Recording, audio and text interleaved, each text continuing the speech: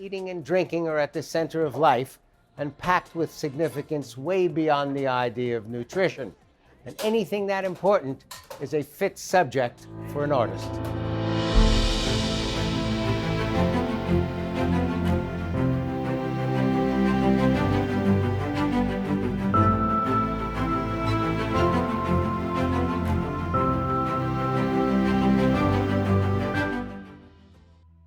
The earliest drawings that we know about are in the Lascaux caves of France.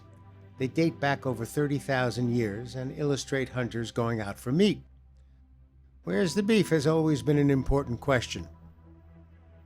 The ancient Egyptians covered the walls of their tombs with pictures of things to eat and drink in the afterlife. The art of the Middle Ages was packed with scenes of cooking and eating. Leonardo da Vinci's Last Supper shows you what people were eating and drinking during the Renaissance. The subject matter of Cézanne's still life paintings came right out of his local market.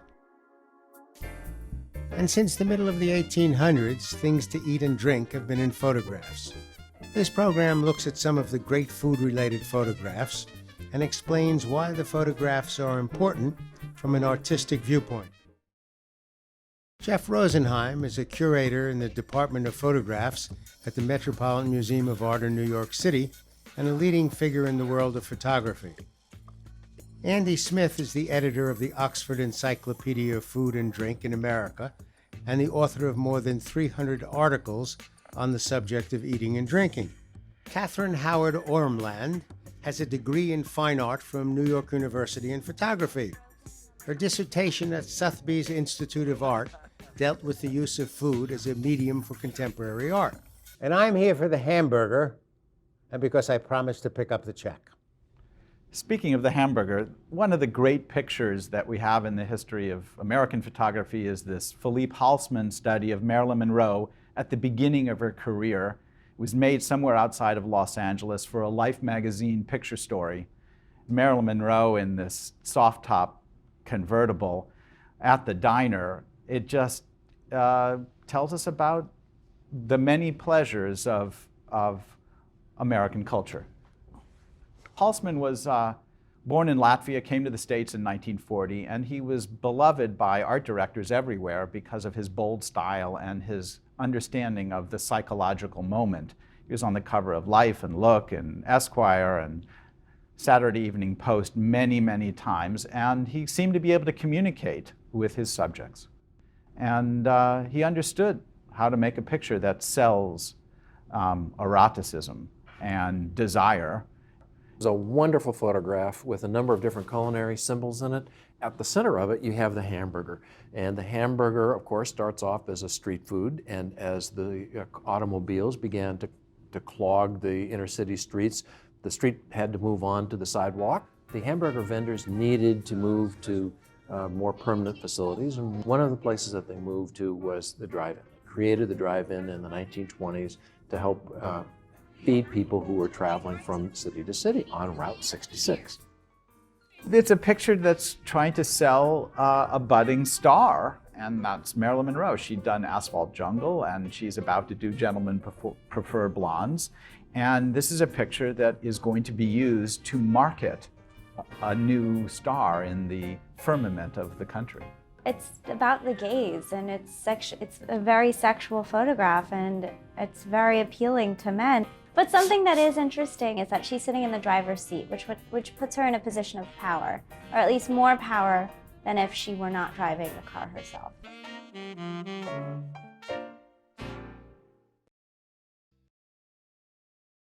This great picture by Cartier-Bresson of a picnic on the banks of the Marne. It was made in 1938 by the father of street photography and even photojournalism, one might say. And it's a picture of leisure and pleasure. We really feel like we're practically pouring the wine that the gentleman is pouring. We're looking over the shoulder of the figures, and we're practically there, and yet they don't know it. I don't feel like we're intruding. We're joining in. It's a very interesting point of view from a photographic standpoint, to take photos from behind, because usually within portraiture or documentary style photography, the expression of the face is more important, but here it's kind of more about the scene So it's somewhat reminiscent even of landscape photography almost. It's also a fascinating culinary picture too, because you have a number of different culinary images. You've got what most likely is chicken.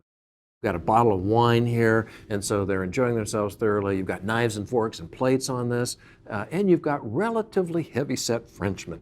It's also possible that the picture was made by Cartier-Bresson after the Popular Front gave the right to most French workers to have 15 days of paid holiday.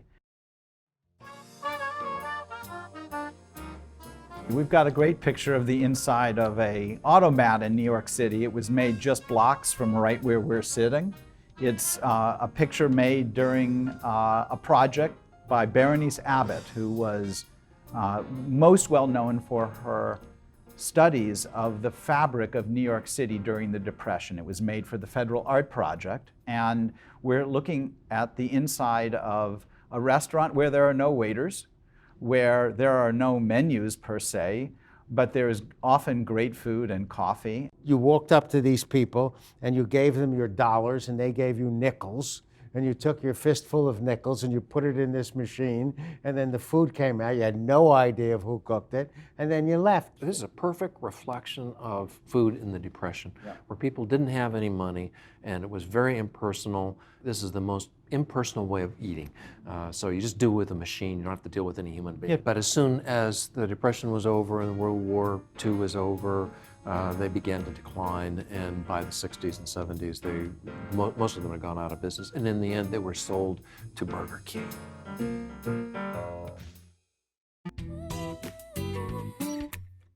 This next photograph is by an artist named Cindy Sherman. This series of untitled film stills are all black and white photographs, and Sherman has placed herself within the shot as an anonymous actress. They are reminiscent of foreign films, Hollywood B-movies, and film noir. People are creating performances which are then using the documentary value of the camera to record those performances that are different than typical types of documentary street scenes. And in this case, she's playing with the idea of roles and the roles that women have been asked to play in film and in photography. And she's challenging notions of what is real. It's about this sexual exploitation of women within these B movies that people wouldn't see if it weren't for the hot actress within it. So she's directly addressing the idea of the male gaze and this feminine view that women are the symptom of men. I mean, this is not a sexual gaze. I mean, if you look at their face alone, that's not a come-on. It's not No, she intentionally had blank faces, and she made sure to be neutral in her photographs and not campy, to really kind of reinforce the idea of a B movie. It's a pregnant moment. You're waiting for something to happen. She's on the floor. She's dropped her groceries. She is almost asking for help in a way. So what about the egg carton? Tell us about the egg carton. Well, historically, eggs are, of course, symbols of fertility, and they'll go back millennia, and they end up in today's society as Easter eggs and as eggs in Passover celebration and things of that sort. That's the last photograph. Thank you very much for joining me. Thank you, Bert.